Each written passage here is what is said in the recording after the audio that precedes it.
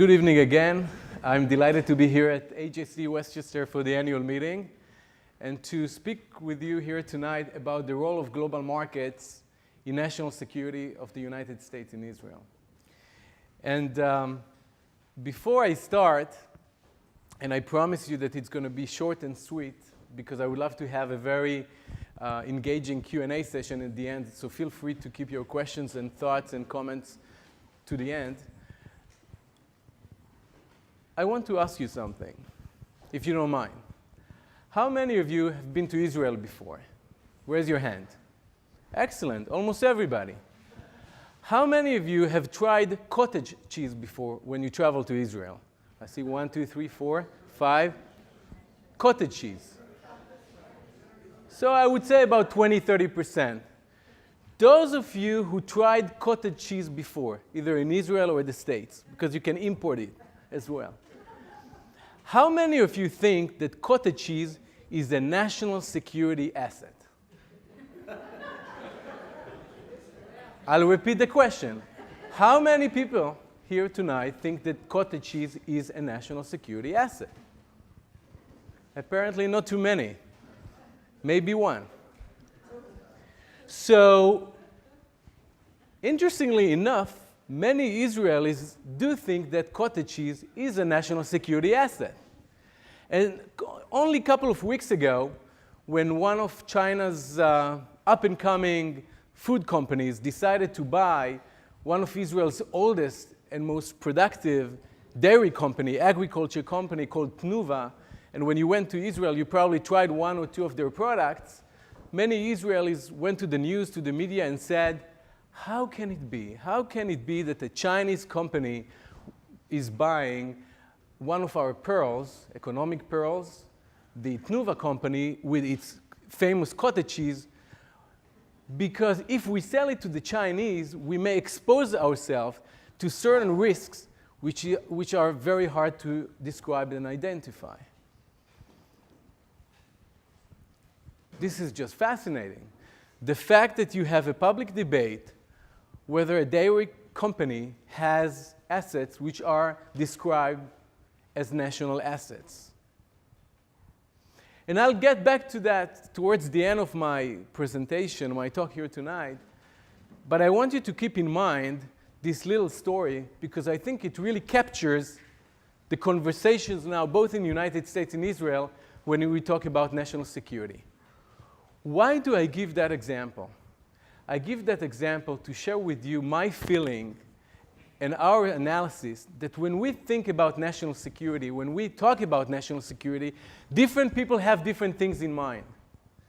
National security of 2001, maybe, is not the national security of 2014. And I'll just give you a couple of examples to show that national security in today's world has a whole different meaning. So we all understand when we go to Iraq and we see what's happening there right now on the ground that extremism in Iraq can have a potential impact on life here in the United States and in Israel. But this is only part of the story. Some people talk about national security in the context of access to core technologies. So when 1 or 2 European companies try to buy technology companies here in the United States in the last couple of years, the US administration had a lot of things to say about that and blocked the deals. In the last 2 years, both Australia and some other countries blocked takeover of their stock exchange by foreign companies because they thought that if we sell our leading stock exchange to a foreign company, we may give access to very sensitive technology, will eventually lead to a freeze in the national stock market, and of course, as we saw in 2008, can have a potential impact on the economy as a whole. Canada, when we talk about Canada, we think about the Western world, very advanced economy. Canada itself blocked such a potential takeover of a Canadian stock exchange. When we talk about national security, we also talk about access to commodities. It was only last year, and I think most of us already forgot it by now, that the whole world was concerned about the fact that the access to rare earth metals in China is becoming very problematic, and many cell phones manufacturers were concerned about that. So this is not a traditional national security issue, but when we talk about access to rare earth metals, this is definitely an interesting nexus between how commodities behave and what's the impact on our national security. So people have different things in mind when they talk about national security, and the consequences are that when people get together in the national security world and try to make decisions on very critical issues like whether we should go to war or not, whether we should start operation or not, whether we should hire people or not, many times in today's world, they have to bring all these factors together, all these forces, all these global market strength together and make decisions, sometimes very quickly. And one of the questions or concerns that I want to raise here with you tonight, how can you deal with such a challenging task? How can you bridge the gap between the world that you're familiar with? You run a hedge fund. You run a financial company in Connecticut. You are a trader. You are a doctor. So you know in your today's professional life how to integrate many of these factors. But when it comes to the merger between national security world and the world of global markets, many times it's my feeling and some others' feeling that these are two communities that they don't necessarily talk to each other. These are two different languages. These are people with different backgrounds. Most people who are now leading the US military, of course, they went to places like West Point and similar institutions, while most people who run Wall Street went to Harvard Business School and other great academic and financial institutions. So it's very challenging to bridge the gap between the people who actually run the global markets and the people who make very sensitive national security decisions. And don't forget the cottage cheese. We'll get back to the cottage cheese towards the end. I'll give you one example from Israel, which is very, very concrete. And it shows you the challenge that I present here tonight. I'm sure most of you remember in 2010, there was this takeover of a ship, a Turkish boat which designed to help human rights issues in the Gaza Strip. And it was called the Mavi Marmara in Turkish. And unfortunately, I just remind you the basic facts. In the end of the day, the Israeli operation failed. A couple of Turkish citizens also got killed, and some other activists injured and got killed. And as a result of that, the relationships between Turkey and Israel deteriorated dramatically. There was a very significant clash, both politically, diplomatically, even economically, when you think about the business between these two nations, just after the Mavi Marmara. There were a couple of committees which are designed to address what happened during the operation. Why the Israeli government decided to take over the ship.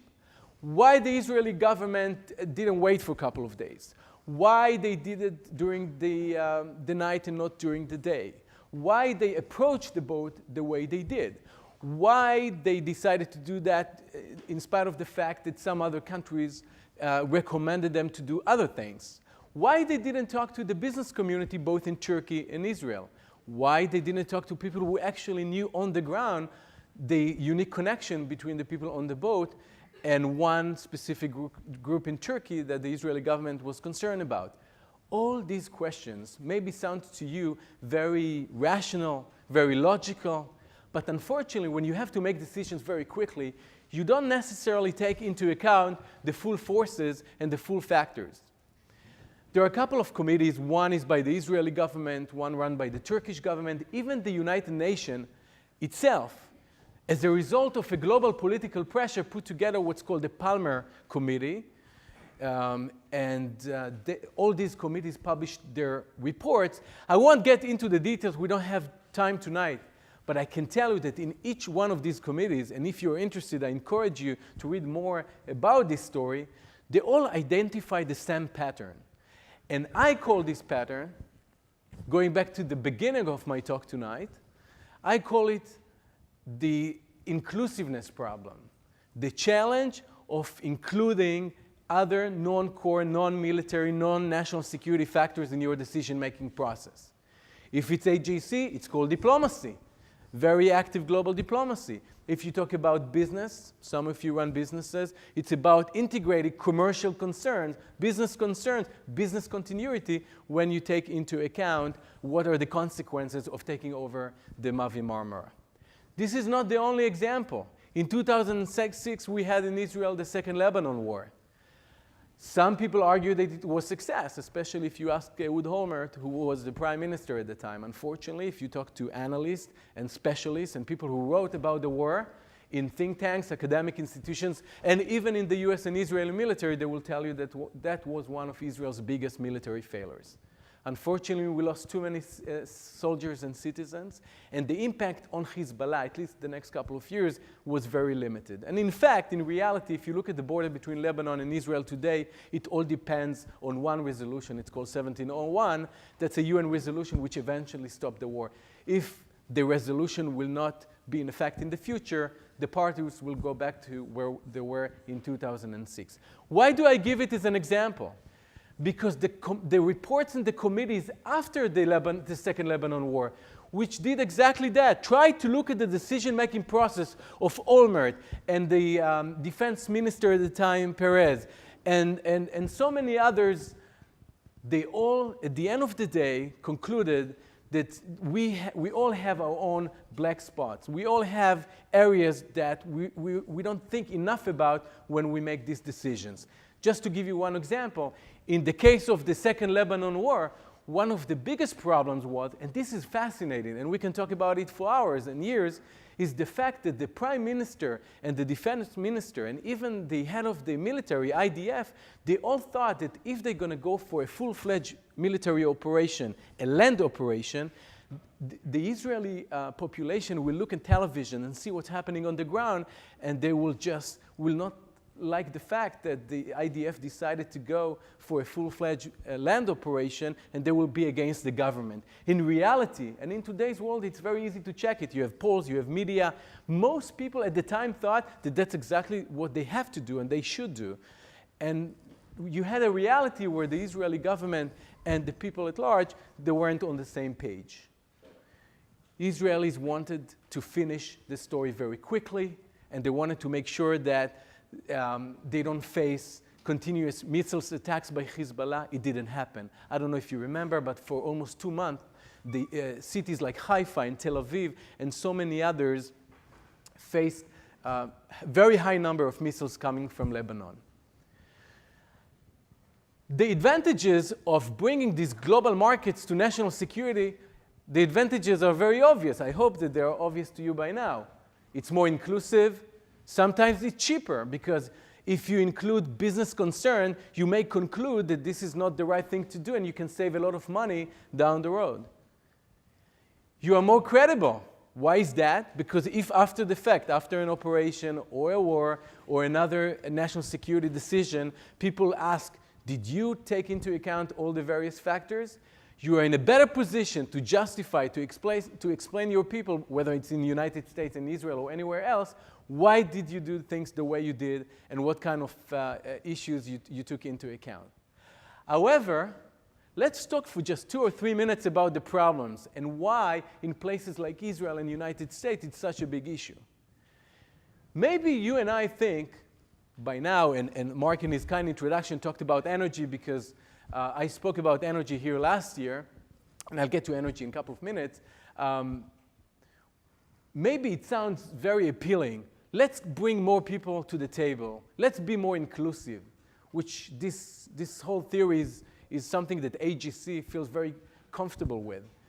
Let's make things a little bit more thoughtful. But in reality, when you talk to national security experts, especially when time is the essence and you have to make very quick decisions, issues like inclusiveness, bringing more information to the table, taking into account issues like diplomacy, economics, commerce, it makes them feel a little bit nervous. Why is that? You have the issue of transparency. You feel like you are forced to share information with people who are not necessarily share the same core expertise. You have to deal with issues of timing, so people perceive it as more expensive, slower, less effective. So for all these reasons, national security institutions, both in the United States and in Israel, build mechanisms, unfortunately, which makes it very, very hard and very challenging for people like yourself to take part in this process and make decisions much better. I'll give a couple of examples to move from the big picture to the concrete reality. So in the United States, for example, we're all familiar with the National Security Council. And maybe some of you know, the National Security Council has a group within it which deals with economic affairs, with energy affairs, to make sure that when the United States is using its military, it takes into account issues like the impact on access to energy resources in the United States, or what's the impact on Wall Street and financial markets. And in Israel, it's relatively a new phenomenon. Only in the last couple of years, the equivalent of the National Security Council of the United States in Israel just recently decided to develop this core expertise on business and economic issues. Issues like energy, issues like financial markets. So when things are so new, as you can imagine, people have to go through this strategic shift to think in a different way how to make better decisions. I'll give you another example. When I look at decisions, I always think about the people behind it. What are the profiles? So when you, Stuart and others, when you introduce these fine people here tonight who are the new members of the board, I listen very carefully to the profile of this individual. One is doctor, one is running a jewelry shop, one is a financial advisor. But think about it. When they come to the table, of course, AJC, it's all about global diplomacy. But in the end of the day, your own personal story, your expertise, your family history, that's what shapes the way you see the organization. That's the way you see the decisions that you either support or reject when you're part of a board or an annual meeting or whatever you want. It's the same with issues of national security and global markets. If your profile is a traditional, classical national security, when you come to these decisions, you approach it from a very specific point of view. And one of Israel's biggest decisions, and you know that better than I do, most people know each other through the same circles. They go to the same high school. They serve in the same unit at the military. And then eventually, they end up in the government. They serve there for a couple of years. They leave the government, they run the same corporations, and they go back to the government again. And maybe, if they have time, they go back to the military. In the United States, you have the concept of revolving doors. We grew up here with the notion of you spend 3 years in the government, you go back to business, then you do for 2 years for your family, then you go back to the government. You grew up with this sense of sometimes you give, sometimes you take, sometimes you see the big picture, you see how you make policies, sometimes you see how business actually works. And when the cultures are so different, especially in a centralized small economy like the Israeli economy, you have to develop the know-how to create a more diverse profile, more diverse community. So I'll just give you one example how I think we should do that. I think that the Israeli version of West Point, or the Israeli government in general, should generate talent from the non-obvious places. They shouldn't go to the same places to pick the next defense minister or the next finance minister. They should go to places where people innovate, create technologies, maybe even philosophy or sociology. My point is that when you have a small economy, small country with so many challenges, the fact that people think the same way, come from the same places, and in the end of the day, it's very hard for them to integrate new factors, new economic thinking, of course, diplomacy as well. It's becoming not only a theoretical problem, it's becoming a real concrete problem, and I share with you a couple of examples. Just before we conclude and we get to the Q&A, I want to talk about a couple of examples, what's happening now in terms of global markets, and what's the impact on both the US economy, the Israeli economy, and national security affairs, because I think it's interesting to see how things are changing so quickly, because in the end of the day, these changes will eventually lead to different decisions. The first example that I want to talk about is currencies. I deal a lot with central banks and sovereign funds. And I remember that very vividly, traveling to Africa, South Africa, only a year and a half ago, participating in a very, very emotional debate with central bankers from Africa about whether it's about time to call the Chinese currency the new global currency instead of the US dollar. And people were very passionate about that. It's the end of the US dollar. The Chinese currency will be the future currency of the world. It was only a year and a half ago. Now, most of us see and feel and read that this is pretty much old news. I think by now we all understand that even when times are shaky, you can diversify currencies. And indeed, most banks around the world picked currencies like the Scandinavians or the Australian and the Canadian. But in the end of the day, the fact that the US currency is so strong, most contracts around the world are signed using the US dollar, and the US culture is so dominant, the impact on the US military, for example, is huge, because in the end of the day, when the US military is deployed around the world, the fact that the US currency is the global currency today, with all the Chinese development, it has a huge impact on the US military. I'll give another example. When I grew up in Israel, we all talked about bringing the US investors to help our non-for-profits, to help our businesses, to help our technologies, VCs, etc. Now, for the first time, the Israeli economy is becoming capital importer than exporter instead of capital importer. It's a result of wealth being created. It's a result of various changes in the global economy.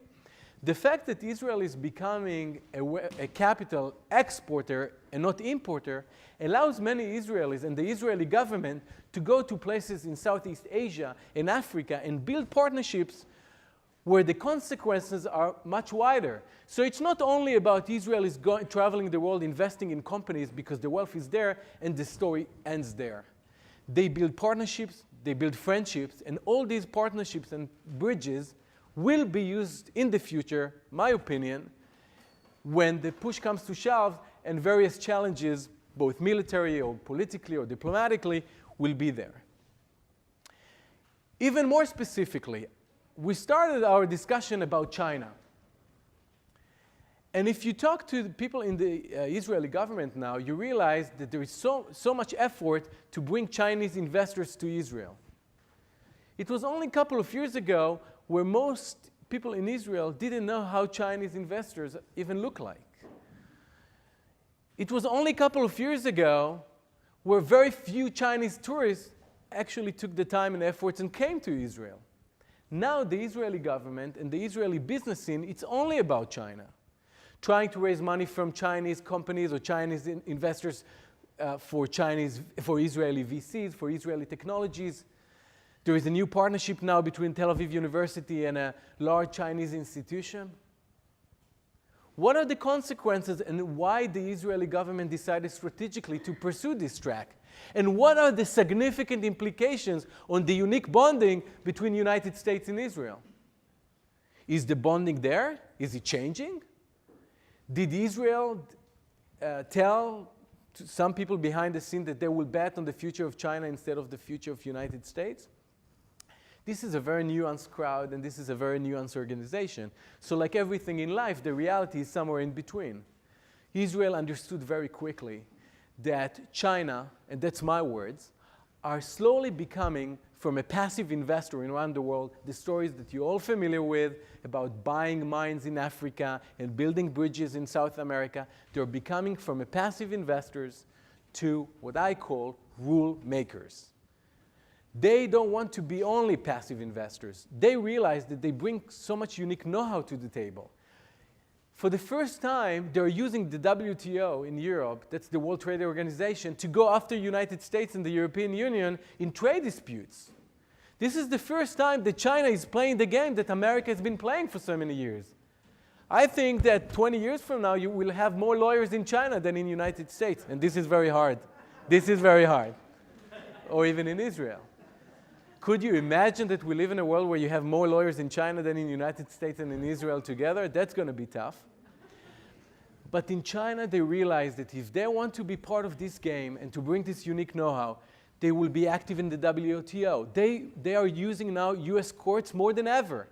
If you ever litigated against Chinese companies, you know that China for many years didn't want to litigate against US corporations. Now they use the sophisticated rule of law in the US legal system to go after US companies. And the implications with respect to the national security story is that Israel indirectly, and of course United States, by building all these bridges financially, academically, they will be in a better position to work with the Chinese in all these pockets of excellence where the Chinese people are trying to become rule makers and not only passive or even responsible investors. And maybe in the Q&A I can give you many examples where I think this cooperation can work. And by the way, it doesn't mean that the US-Israel nexus story is over. It doesn't mean that US investors will not continue to travel to Israel and invest in the future of Israel. But it means that you have a new triangular going on. I call it a triangular. You have Israel, United States, and China creating this unique reality where many times Israeli institutions are raising funds from the United States, but thinking about Asia, both in terms of growth, export markets, and building partnership. And I think this trend will continue. You mentioned energy. I'll just give you another example. Israel, just discovered so much natural gas that for the first time, people talking about exporting natural gas to Egypt instead of importing natural gas from Egypt. And we're talking about less than 2 years. I worked with the Israeli Prime Minister's office on building the new sovereign wealth funds, which will start operating in the next couple of years based on the revenues coming from the natural gas industry. It's not, unfortunately, the time and the place to discuss all the specifics, but I just want to show you one example where these new sovereign funds can work in reality. When you build a sovereign wealth fund, when you have a national asset, it means that you can invest these resources around the world. And I think in 2 or 3 years, the Israeli new sovereign wealth fund will be able to invest directly in projects in Latin America, in Africa, in Southeast Asia. This opportunity to invest directly as a government, not as private players, in all these areas will open unique opportunities for joint efforts, Israelis and all these institutions that I mentioned. Let's talk about water for a second. When I grew up in Israel, we talked about importing water from Turkey. I remember vividly people on the screen explaining to me why I should drink less because they are not sure that the deal with Turkey is going to be signed. It's only 2 or 3 decades now we're talking about exporting water to Turkey because of the water crisis in Turkey. In Israel, it's one of the few places in the world where almost 85% of water consumption comes from desalination. It means that if this trend continues, that Israel is well positioned to execute great plans like the pipeline that maybe some of you read about from the Dead Sea to the Red Sea, which eventually will bring water to the Middle East. And this is not a dream, this is a reality. If Israel will export water in the future to Turkey, and I'm not talking about 20 years, I'm talking about 2 to 5 years, Turkey will be in a very challenging position vis-a-vis Israel when things like the Mavi Marmara happens. So we talked about water, we talked about the price of water, we talked about energy and sovereign funds, natural gas. I talked about the Chinese, I talked about the Israeli wealth going abroad, what China used to call in the past going global strategy. Let me say 1 word or 2 words about financial markets because I mentioned that once or twice.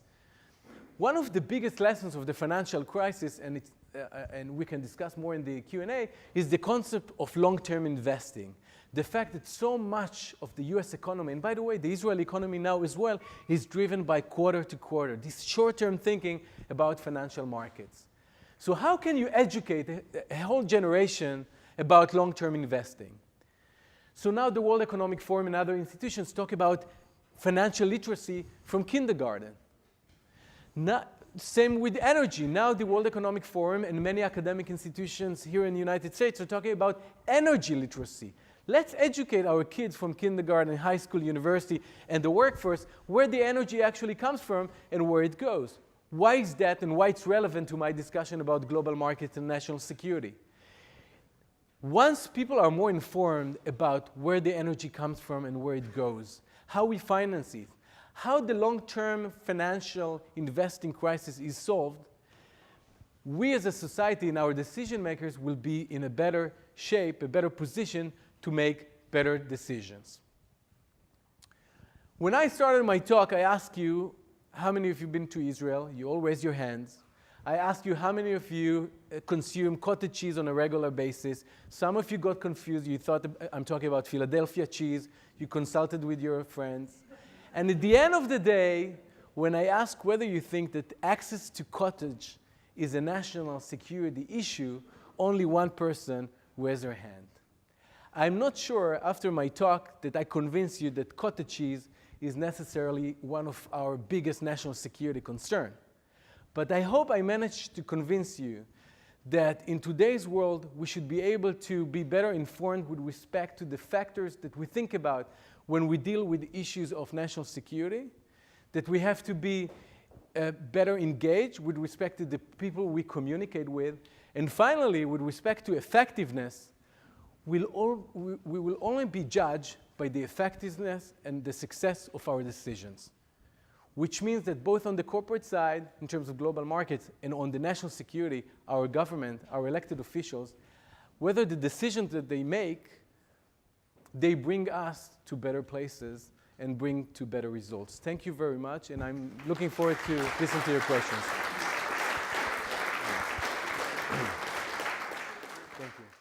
So Paul, he said a comment and a question, but these are, I'll turn it to two questions. The first one, he said that it's important for Israel to have China as a customer, as a client, because who knows what's the future of trade with Europe in light of the BDS movement. And the second question was about the real value of the discoveries that I mentioned before, natural gas discoveries. And he mentioned the fact that it's very hard to protect them in terms of security. And he mentioned Germany, and he asked me what are the issues and whether it's real threats. So with respect to the first point, this is very interesting. From time to time, people ask me the following question: how serious the BDS movement is? And obviously, when you talk to Jewish audiences, BDS is one of the hottest topic of the day. In reality, when you talk to business people on the ground, Israeli business people, people in Europe, you will discover that Europe, for example, the trade between Israel and Europe was this past year was the highest ever.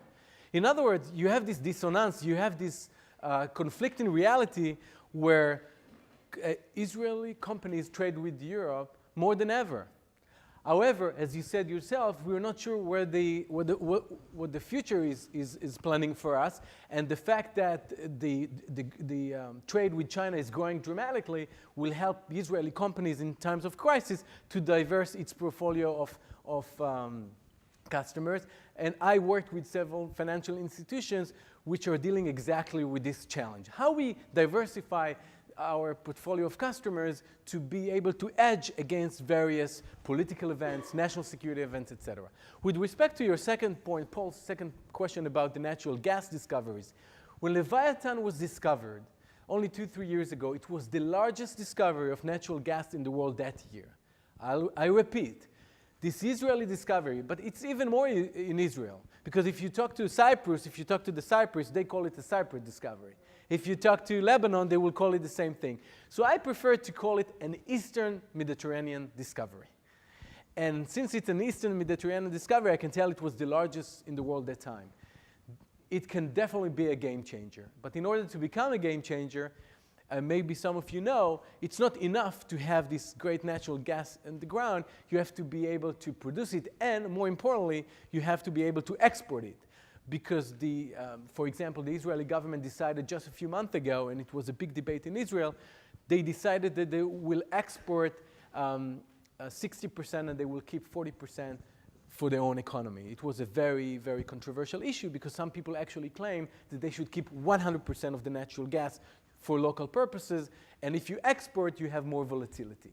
The reason why I mention that is because we don't know yet how the export story will work. Some people want to export to Turkey. Some people want to export to Cyprus and from there to Europe through various pipelines. Some people want to build LNG facilities in Cyprus in order to turn the natural gas to liquid and then back to gas in Asia using ships in order to be able to sell to Japanese and Chinese companies, because now you have a gap of about $15 between the price of natural gas in the United States and the price of natural gas in Asian markets.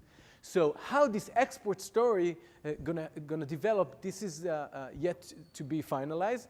However, going back to your question about security, we talked a lot today, this evening, about soft aspect of security. However, this story of natural gas, this is hardcore security. We're talking about, now we're talking about issues like cyber crimes and financial market and hacking and all that. This is a great example of hardcore security issues, because you can blow up a rig and create an impact on the Eastern Mediterranean, which will be much worse than the BP oil spill. So you have to do everything you can to avoid it. Now the Israeli legislation is keeping up with the US legislation in this field and others. But this is a brand new industry, and the consequences can be dramatic. More questions? Yes, please. So the question was, I talked a lot about economic alliances with a couple of governments and countries around the world. I didn't mention, with your permission, the Gulf world, the Gulf countries, and the Arab world in general. And this is a very interesting point. Maybe some of you know, but there is trade going on between Israel and Arab countries, especially Gulf countries. However, because of the formal boycott of the Arab League, they cannot do it directly. So obviously they use European entities and other entities to be able to trade with each other indirectly. At some point during the Oslo years, if you remember, late 90s, Israel, at the time, they even have an embassy, a rep office in Qatar, and it allowed Israel to do more on the commercial side. Unfortunately, obviously, since then, Israel closed its rep office in the Arab world. However, the conversations going on behind the scene and this trade, which I just described, can definitely be an engine for growth in the future. And I'll just give one example. Now there are several attempts, which I try to help one of them, to build private equity funds, mainly driven by Israeli and American investors, to invest in Arab infrastructure and technology in the Arab world in order to bring this unique Israeli and American how to build better Arab communities. Whether we're talking about the West Bank and Gaza, or whether we're talking about Lebanon, Jordan, and the Gulf countries. And I truly think that while we have this terrible reality where so many politicians struggle to bring these two people together, you can get a lot of things done on the, as you described, as long-term investing in projects in the Arab world. So I think these seeds of private equity funds or VC funds investing in Arab companies, that can be the future of these economic alliances. So the question was about how you manage natural gas resources when you have so many different governments owning the same asset in such a small territory. So the way it works with respect to rights, each one of these countries that I mentioned, they have what's called territorial water, and they have economic waters. How you calculate economic water, it's very complicated. People wrote books about it. I'm not an expert on that by any means, but I can tell you that now there is a committee at the UN in New York dealing exactly with that, trying to solve the economic water border between Lebanon and Israel. I'm not trying to say that it's a very controversial and the country is going to go for war. What I'm trying to say is that the countries understand that each one of them will get a piece of this pie, and eventually, at the end of the day, the challenge is to develop your own territory. So, for example, Cyprus works on its territory, and they went publicly last year with a tender, and in fact, a couple of Israeli business people tried to win these tenders and develop Cyprus natural gas resources. Lebanon did it a couple of months ago. As you can imagine, many companies from France and Italy tried to bid on it because the obvious natural historical context between European companies and Lebanese companies. So I think between the legal front and the economic reality, I think the next couple of years will build these joint partnerships. I'll give you another example. A couple of Israeli companies want to work with Lebanese and Cypriot companies for this joint project. So, for example, if Israel manages to succeed and take all this natural gas out of the ground, they want to build this LNG facility in Cyprus to be able to export it to Europe. In order to build LNG facility in Cyprus, you have to work with the Cyprus government and with various Cyprus companies. Yes, please.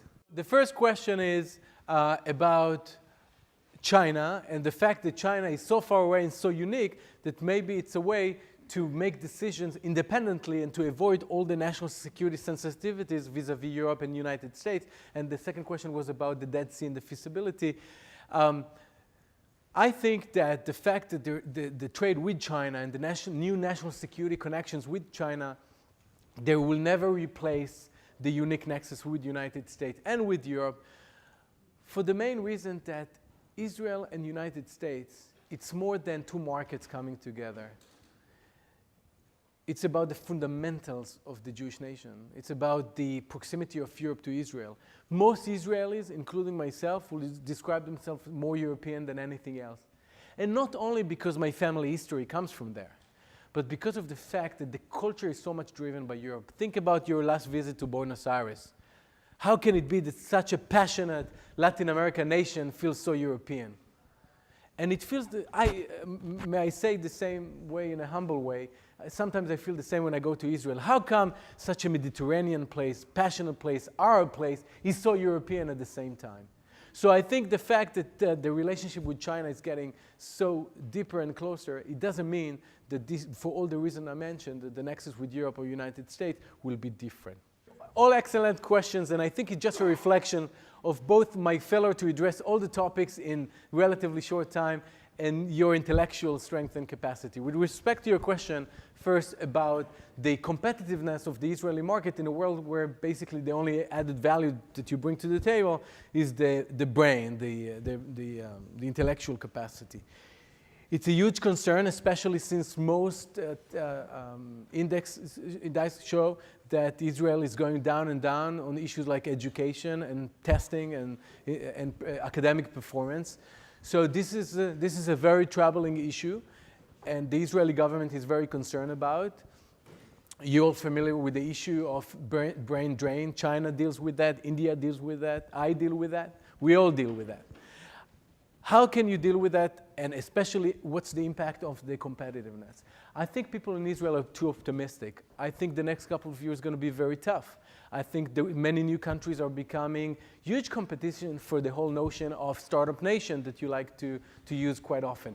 Places that I'm familiar with, places like Chile and Colombia and Vietnam and so many other great nations that basically either duplicated the Israeli model or invented a hybrid model between the technologies and brains that they have with great natural resources. If you think about commodities in Latin America or other energy resources in Vietnam and other places in Southeast Asia.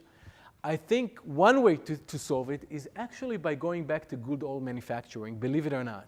Because good old manufacturing and people like the Strauss family that basically created a giant manufacturing companies with the hummus products and many others realized that very quickly, that if you build a company that actually makes stuff and you sell the world and the world loves it, regardless of competitiveness, regardless of politics, regardless of BDS, they will always be successful. And the example I just gave, they've been so successful on issues like coffee and, as I mentioned before, the hummus and so many others. So I think going back to good old manufacturing, what's happening now in the US and some parts of the Midwest, for example, it's a one way to think about it. And the second obvious way is to improve education and make academic institutions more competitive.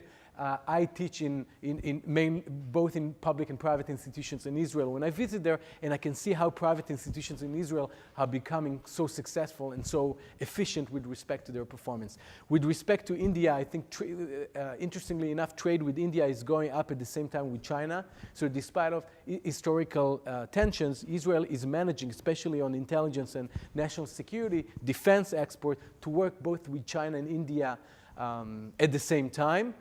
Hopefully it will work and will continue that way until the next big crisis. And what's the next big crisis? Don't ask me now.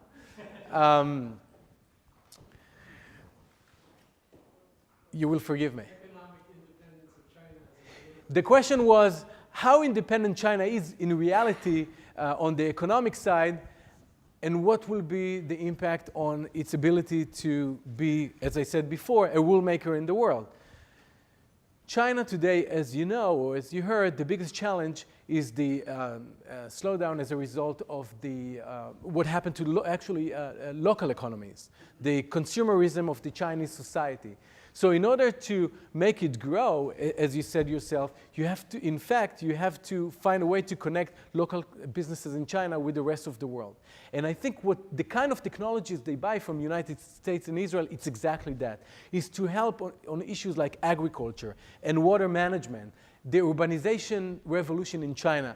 Because if you succeed in that, if you make more Chinese farmers become part of this urban story, it's much easier to bring more people to middle class, create more consumerism, and to help the Chinese economies grow naturally in a way that it will become more independent. With respect to your question about batteries and the Tesla's announcement, it's very interesting. Many people think that Better Place, and it was a horrible, obviously, collapse, they had the right technology, but either they were too early, or that they picked the wrong partners. As you know from business in general, it's all about time and it's about right partners, especially if you operate in foreign market.